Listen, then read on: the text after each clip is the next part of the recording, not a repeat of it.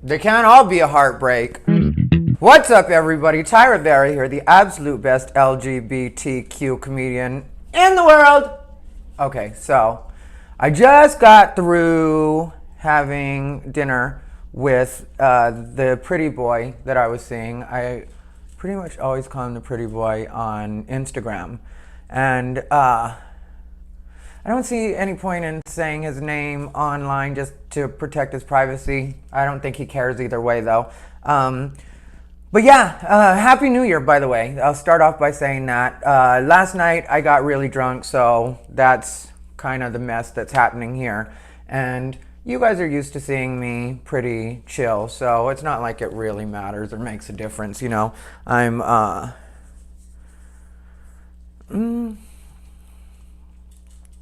You know, it's like we decided that we're not going to see each other anymore. He gave me a couple options as far as like if we were going to continue our relationship. There were a couple different ways that he set forth that we could possibly do that. And I think it's better if we're just not together. And it's not a bad thing. I like him a lot. We were saying I love you and stuff like that, which a lot of people think is fast. But what people have to understand about me is, like, it's rare that I really feel like spending time with people. So, you know, outside of a hookup, like, it's rare that I feel like actually spending time with anybody.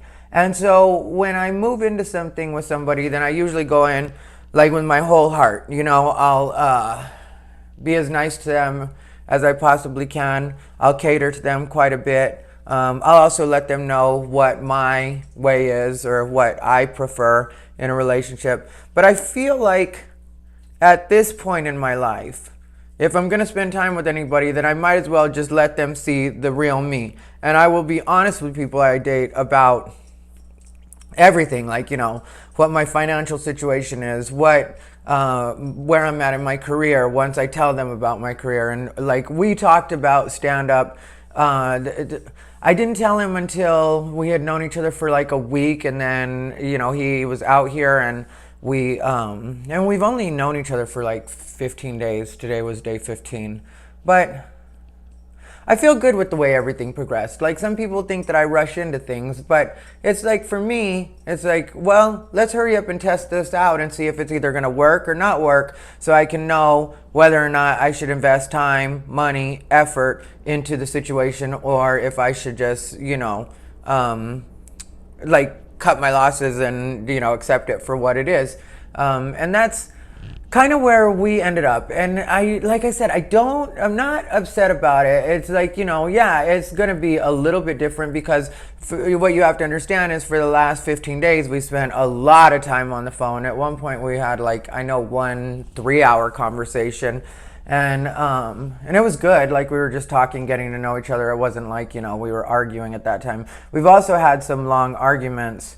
But you know, he was really good at like analyzing my behavior, and he's very logical, which like really works with a person like me that like I really do straddle logic and emotion. I used to think of myself as being less emotional, and at that time I don't think I was at all off the mark. I think I was pretty unemotional at different points when it came to relationships, and like, you know, like I would look at things in more of a logical way a lot of times. I would always get like annoyed with certain things or mad, so I guess there's that emotion. But you know, like with me, it's sometimes my emotion will get in the way a bit, and he was really good at being like, this is what you're doing, this is why you're doing it, this is why I'm not putting up with it, this is how you need to talk to me or address this if you want for us to continue to be a thing, or if you want to see where this goes. And it's a very effective way of dealing with a person like me, because if you appeal to my logic, then I'm like, okay, well, that all makes sense. So I can see why you're saying that. I can see that you are right. You know, if you're wrong, I'll tell you you're wrong. But with this guy, he technically was right a lot of the time when he would mention what it was I was doing and why it was I was doing it. And I respect him. I really like him a lot. And like, it might seem that, you know, to say I love you within 15 days would be like jumping the gun, but I really did love him. It wasn't like a deep like love, because obviously it was new, but I love my friends. It's very easy for me to love people at this point in my life. Like, I even posted about it on Facebook before, like how, I say I love you to a lot of people, and I mean it every time I say it. When it comes to my friends, and if you see me out on the scene, you'll always see me like give my friends hugs, and I don't see any like weakness in the vulnerability that it takes to love. Like, so it's not something I try to be like, oh, I've got to reserve this emotion for this particular amount of time before I can tell this person I love you. It's just not like that for me. And so, we were talking about moving in together. All of it seems very fast, but like within the context of the relationship, it was fine, and it's the pace at which I work. Like, anytime I'm in a relationship with my ex, like, we hung out for like 2 weeks where it was like kind of loose hanging out, and then after that he just started staying with me every day at my request. It's not like he just started. I didn't want him to go home, and he didn't want to go home anymore, and so he always stayed with me. And so, I don't have a problem with my pacing or my timing on this, but I also am not that friend that's going to constantly come to you with like, oh, I'm so heartbroken and this thing happened, and it's like, I don't do it like that. There's a few people that get to hear my shenanigans in every detail. There's Bobby and Crystal, they hear my stuff. Chris Storin, my best friend, he hears my stuff. His wife Mandy, sometimes she's around, and I speak freely around Mandy, so she'll hear it. And then there's Ashley, my friend Ashley, and Tom Baum will be around sometimes too. But I tell everybody kind of everything and what happened. But like on this one, I'll be honest with people with what happened, like the people that I talk to, my inner circle, like with details and stuff like that. Because it's kind of a fun story in the way that, like, this guy was the first guy that I've been with in a relationship that was truly, truly, like, and I don't mean this to be an insult, it just is what it is, like feminine. And I really did like that about him, like really, really liked it. I didn't want to change that at all, or looking for something more masculine or whatever. Like, I really liked him as my girlfriend. And I liked his voice, or I like his skin. I like everything about him, like I like everything about him. But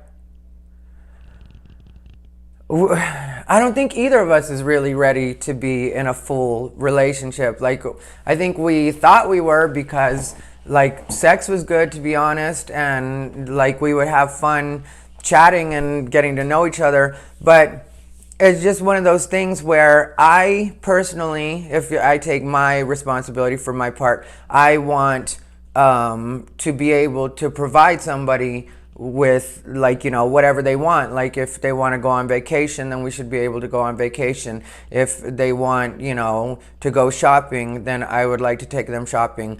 And right now, my career is not at a point where I can just say, the world is your oyster. Like, let's, go do this, this, and that. Like, right now, I'm still building everything, which some people would be like, 16 years in, you're still building things. How does that work? But the thing is, like, you have to remember, I am a gay comedian. Like, I'm a comedian who happens to be gay, but at the same time, I accept that I am a gay comedian. And for a long time, that road was a lot harder than people would understand.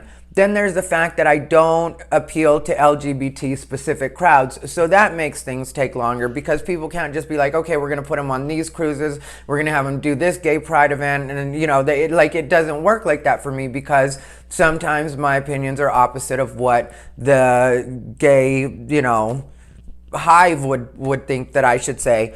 and that doesn't mean gay individuals don't like me, but as far as like, for LGBT at large, sometimes I'm a bit too much for them. There's a particular image that the LGBT community would like to put out right now, and I don't hate them for that, or I don't dislike them for that, but at the same time, if I'm not that, I'm not going to pretend to be that, because it's what I should be. Because I work in redneck clubs, and that was originally started because I was I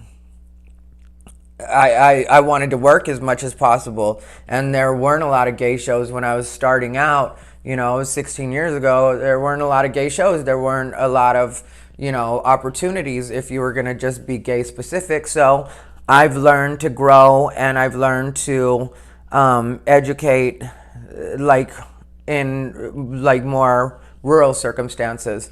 So sometimes my style of joking isn't considered to be the most politically correct, and that's something that the LGBT community does push.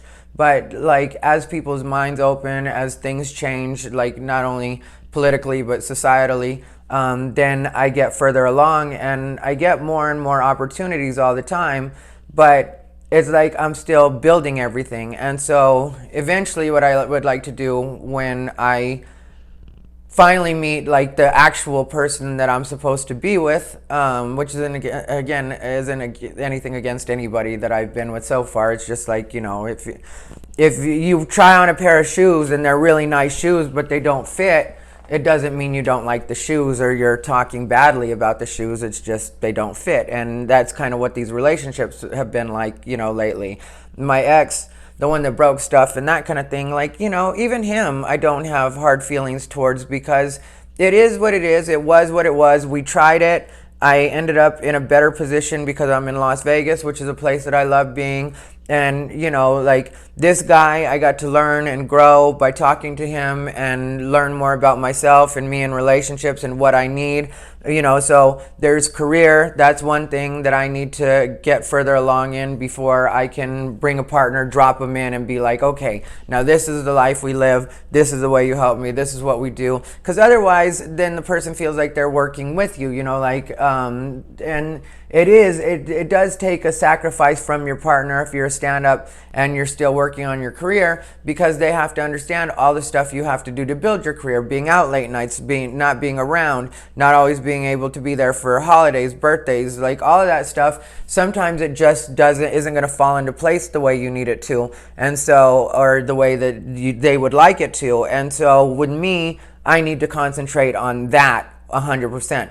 And then when it came to him, like, he's still exploring and figuring out whether or not, like monogamy is even for him. And while we were together, we were monogamous. We both were. But that's something I wonder about myself too sometimes, where I'm like, well, maybe I am open to like open relationship. I haven't been in one yet that's been truly open and honest. I've been in some where we both cheated on each other. I've been in some where I've been cheating. I've been in some where we both knew the other one was cheating, but we wouldn't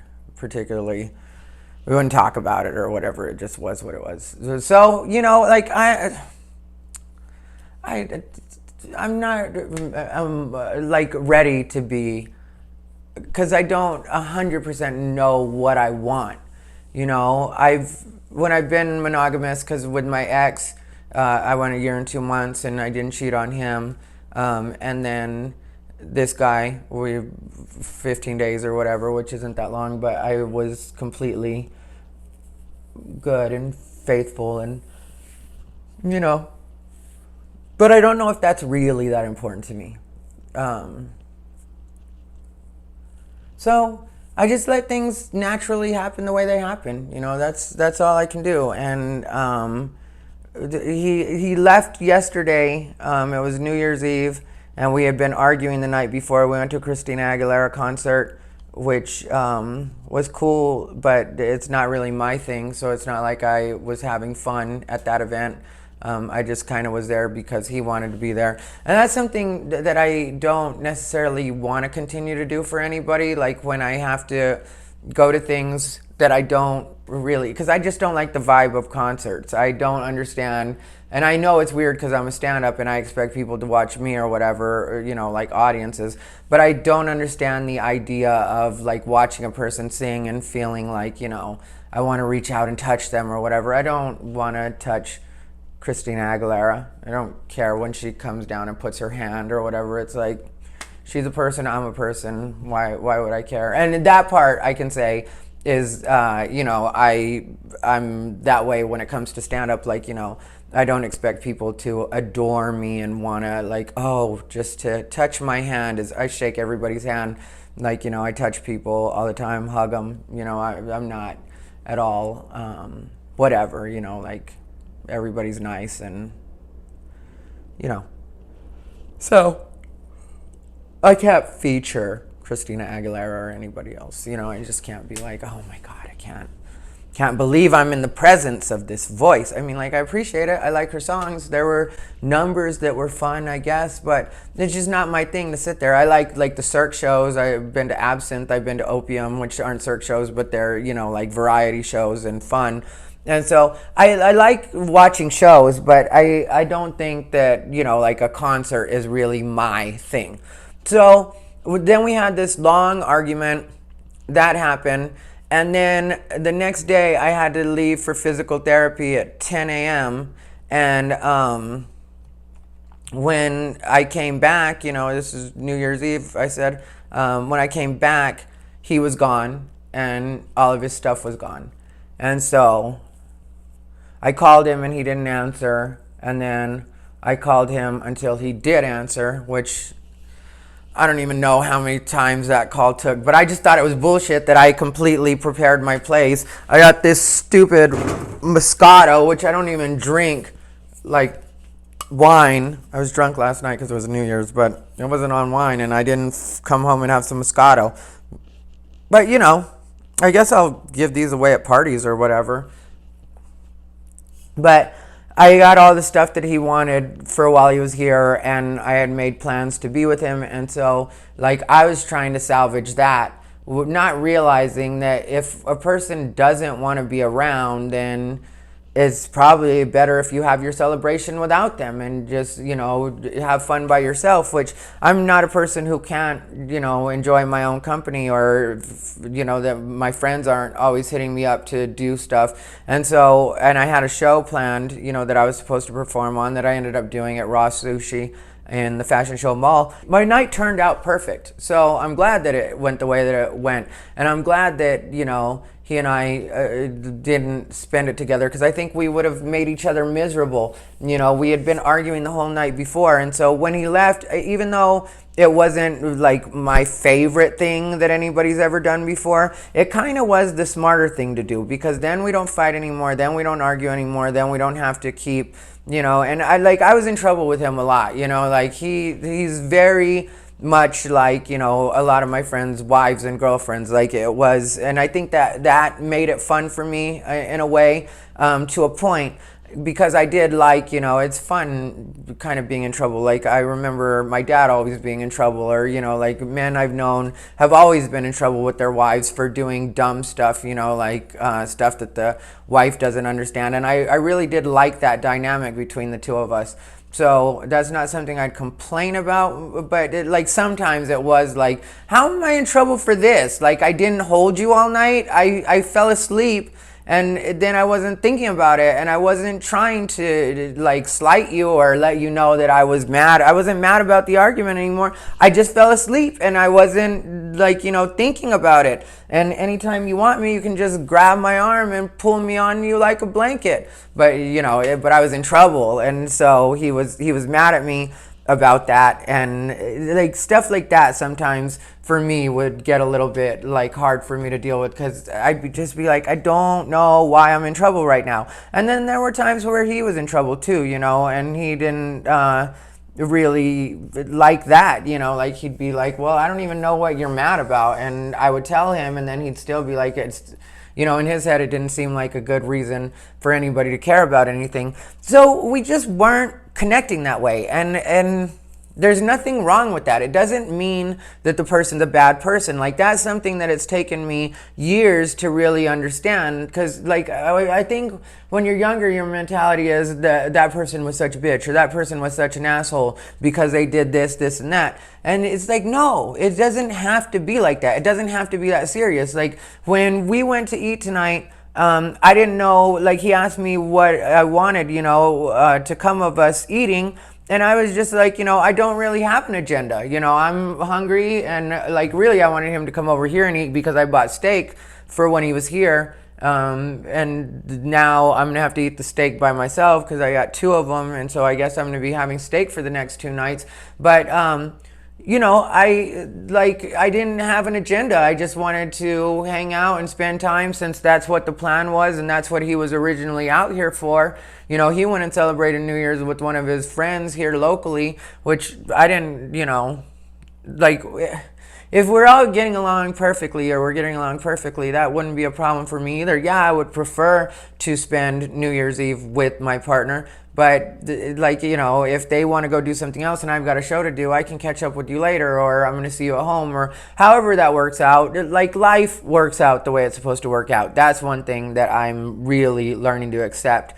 In general, not just in relationships, but in general, life works out the way it's supposed to work out. Things happen the way they're supposed to happen. And yesterday I had a real problem understanding that. It was like when you stumble over a lesson you've already learned.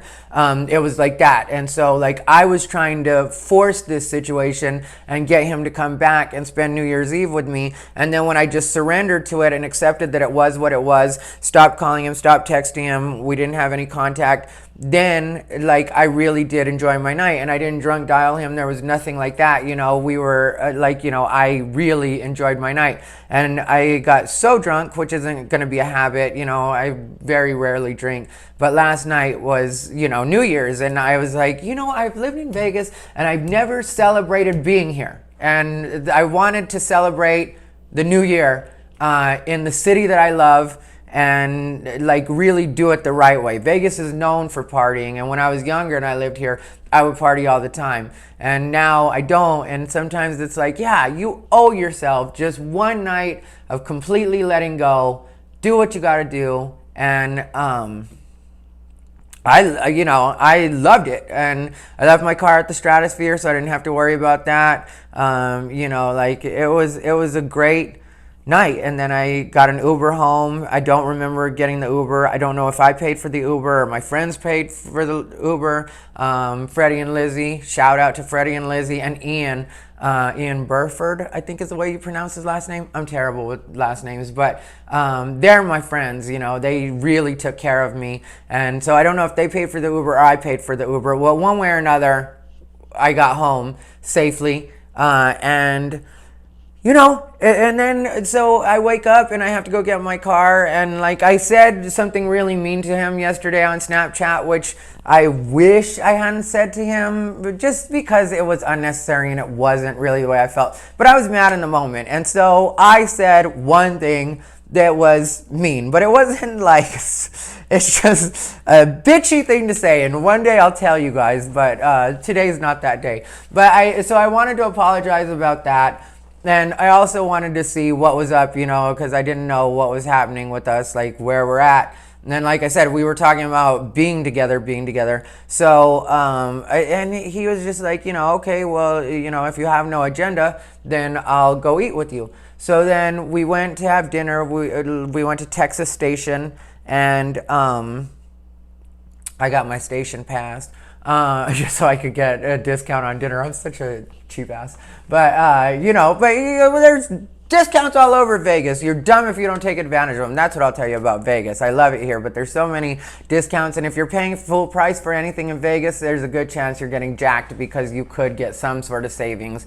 You could get a percentage off of almost anything you do. Like, we didn't pay regular price for Christina Aguilera. He paid for it, and he didn't pay regular price because I had a friend that had the hookup. So we ended up getting to be like VIP in the pit area for $80 a person. And like I said, he did pay for it. Shout out to him for taking care of that. He's very independent. It's one thing I really do respect about him. He's really got his shit together. He wants to travel and do stuff like that. And see, like, that's the other reason that we wouldn't work out, is because I know that there's a certain lifestyle that he wants. And right now, I can't provide that. But the thing is, he can provide it for himself. So if you're with someone that's not going to allow you to live your best life, which in this case, that someone would be me, then why would you want to be with that person? Like, if that person can't do for you what you can already do for yourself, then maybe you guys aren't equally matched, and maybe there's a way to make that work, but maybe it's like, and he was willing to pay for stuff. He was not cheap, so, and he wasn't like relying on me in that way, even though he's young and cute. Like, he wasn't like that kind of guy. So I really couldn't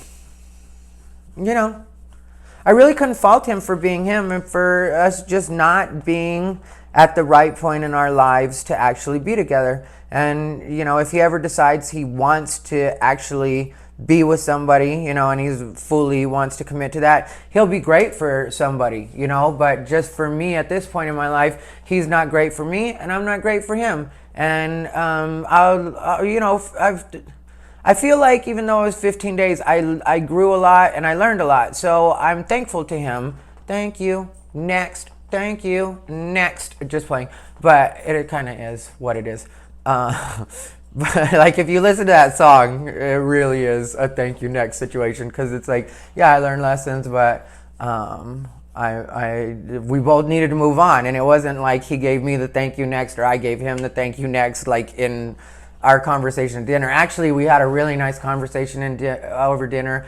Then I felt like I got to know him even better, and then we kissed a couple of times, and then I dropped him off where he's staying, and I held his hand for a little bit. Like, there's a lot that I like about him. So I'm glad we didn't leave it on a bad note, because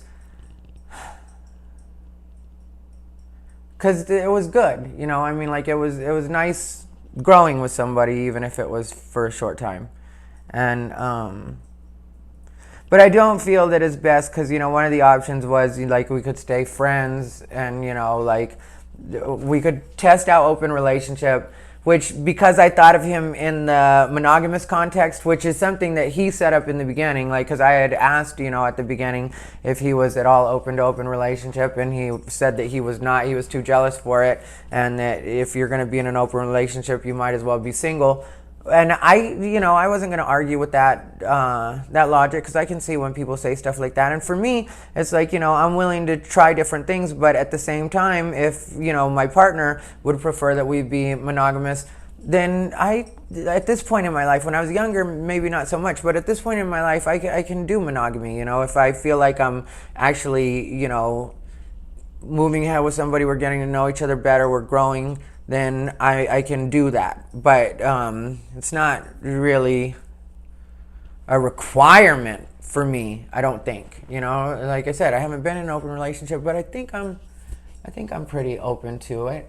But since I already knew him in the other context, it's like, now I don't want to think about that way. And because he's so girly, and I know I shouldn't say this, but like, because he's so feminine, it was like the idea of anybody else touching that, like, because it's weird to talk this way about a man, but like he seems delicate to me, and I know he's not, because I wasn't delicate with him.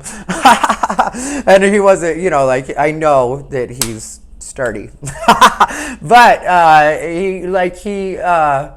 I don't like the idea of anybody else touching that, if it's mine. Like, like, he's that kind of guy for me, where I just was like, yeah, I don't really like the idea. He's too pretty, in my opinion, to be getting fucking tossed around like somebody's fuck toy, if we're going to be honest. If I'm going to use the language that I would usually use. So that's what it is, you know what I mean? It's like, I didn't want to switch. So there was that option, we could be open relationship. We could be like just friends, like we could do that. Or we could be like, kind of friends with benefits type of thing. And, I felt like because I started to get to know him and stuff like that, none of those were real options for me. Like, to be like, but I agree with him that something had to change. And like my suggestion at first when he said, what I would change or whatever, I said, I think we need to slow it down, but I don't know how you would do that. And that's probably not the most logical because like you can't unring a bell. Once you're at a certain point, then that's kind of where your relationship is and you can change it, but it's really hard to change it. And we're already having enough trouble like with the existing way that it was that I really didn't see how we were gonna be able to change it. So when he gave me his 3 suggestions, which were the 3 that I just mentioned, and said that, that's what he would like to do, because, like, he did agree that we should, like, slow it down, but those were his 3 suggestions, and I was like, yeah, I think we should just stop talking, because maybe one day I'll be able to be just friends with him. He's not a bad guy, like I said, but I think of him in a romantic way. Like, I know that if we were friends and just hanging out, I know I would kiss him. And I also know he would let me. So there's that much there, like we did have, like, the sexual connection was definitely there. Like, so it's kind of hard to say no to each other to certain things when that's there because you're like, well, I already know that I like doing that with this person. So it's a very slippery slope when you're like trying to put down boundaries, but at the same time you like, because it wasn't just sexual, you know what I mean? It was like the kissing was good, like all the stuff that goes with like being, I was more affectionate than he is, but he's Vietnamese, so Asians aren't always the most, and that's not like, Asians always say this too, like, because the way they're raised, they're not always the most like lovey-dovey, and that was something that I was adjusting to, but it was definitely like a roadblock in our relationship, because I just came out of a relationship where the person was maybe a little too, I'm the Goldilocks of affection and relationships. Like the last relationship I was in, I don't know though, cause with my ex, it's rough because the thing with my ex is I really, really did like how affectionate he was. It's just when like the substance stopped being there, and the work part, like he wasn't putting in the work. Then I stopped liking the affection because then it maybe didn't feel genuine to me because it's like, well, you're not doing the stuff it takes to make me feel like you really love me. Like this seems like it's like you're trying to distract me with affection. Yeah, that's a good way to put it. It was more like he was trying at a point, at the beginning it was great and he was pulling his weight and he was helping out and stuff like that. And now I see why things went the way they did for him and why he wasn't able to help me out, when it came to bills and stuff like that. It's still not necessarily excusable, but at the same time, I see why, and I don't even hold that against him. When I say that, it's not at all to take a dig at his pride, and he probably doesn't even watch my YouTube anymore or any of that stuff, and I don't mind if he does, because I don't have an interest in bad-mouthing him either. There's only one ex that I would really, and I like, it wouldn't even be like bad-mouthing or bashing, and it's like my first boyfriend from when I was like, literally had just come out, and like a lot of the bad ideas and bad habits I have in a relationship are still from him, from that, and that was forever ago. He was just so terrible and like abusive and mentally abusive and possessive, and like it was a nightmare being with him. And I was like a kid, I think I was 18 when we were together, or 18 to like 21, but it was on and off, and it was always him breaking stuff and throwing stuff, and it still wouldn't mention his name or like, really badmouth him, but like he, to this day, he talks about me. And I'm like, that's when I was 18. Like, why, like our relationship ended when I was 21 or 20 or something like that. Like, and it does bother me, just in the way that it's like he says things about me that aren't true, and then makes it seem like our relationship was something other than the way it was. And but even him, I don't hold hard feelings towards. I mean, like, I guess I learned a lot from that too. But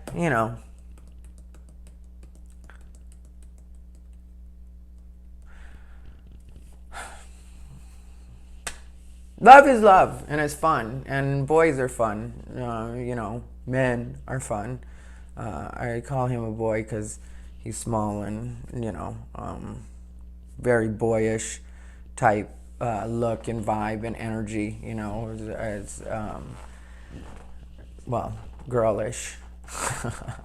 But it's all great, and the reason I started this one by saying is it can't always be a heartbreak is because like it's not like that. It's not Tom Baum told me last night that I looked a little shook, but I was like, last night I was annoyed because we had gotten into it for forever, all night, and because we were up till like 3 a.m. arguing. And it wasn't loud or anything like that. It was just like back and forth, back and forth, back and forth, and like then to have him leave me without saying anything. I come home and I was expecting him to be here, and I was excited for us to get along again and have spend New Year's Eve together. And then he's not here, and it was just like, well, this really sucks. And so I was annoyed. But then by the time we got to the nighttime and I saw Tom Baum and Ashley, then I was feeling pretty good just because I'd had a couple drinks, and also like I said, I had fully surrendered and I accepted it. And then I realized I saw all of the people last night that I really needed to see on New Year's Eve. The people, like, and not all of them, because there's other people that I could have done with seeing, but I really felt like it was exactly what I needed it to be once I surrendered. I was like, okay, this is great. And I wasn't mopey. I was having a lot of fun, So it is what it is, and there's not a heartbreak story here. So I have warm feelings even talking about him now, and I will have warm feelings about him anytime I think about him. And I've got pictures and videos to remind me of some of the things I liked most about him. And yep. Thank you. Next. Thank you. Next. I love all of you guys. This has been Ty Rivera, the absolute best LGBTQ comedian in the world.